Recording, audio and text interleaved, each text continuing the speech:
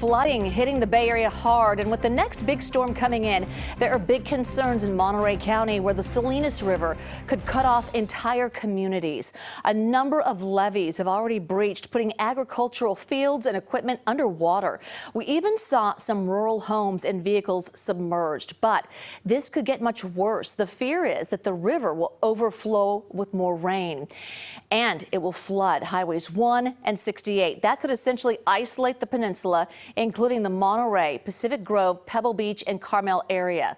Now, Wilson Walker takes a look at how people in that region are getting ready. Well, as the levees break, the water's going to come in from that side. It'll come in, depends what location it breaks. It'll come down the streets. It won't come down the alleys because they're a lot higher. Vehicle parked here. Like many others in the small community of Spreckles, Al does not think his home will flood, but he's getting ready to help those who are not as lucky. Chainsaws, plastic to put down, floor fans. He thinks about 60% of the population has already cleared out, unwilling to risk getting stuck here, possibly for days.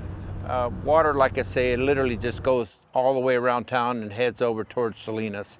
This takes an immense amount of water to cover Davis.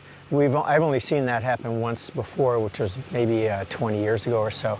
Up and down the river, crossing points are already disappearing under the rising water as the Salinas quite slowly creeps towards flood stage.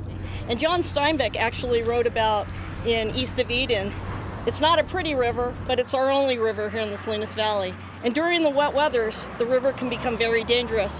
One concern is that a very high river could affect roadways all the way down here to the coast and possibly Highway 1, cutting off the Monterey area until the waters fall back. But there is a lot of uncertainty, specifically the timing of the crest and how that might interact with the tides. We are also committed to giving you time to prepare for what may occur with the closure of roads. All night, we have several people that zigzag around town, just making sure there's nobody here that shouldn't be here. Communities like Spreckles have been through this before, notably in 1995, and tonight it appears the water will come in once again. Pretty intense when you see it coming through here.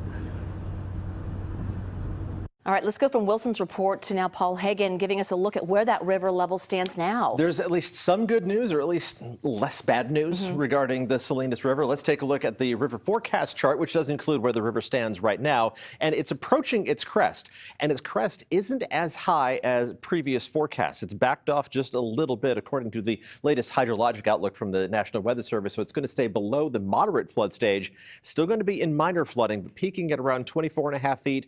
Previous forecasts had it peaking over 26 feet. So that's a 1.5 foot drop. That's significant, and it should continue to slowly decrease over the next few days, even with more rain in the forecast.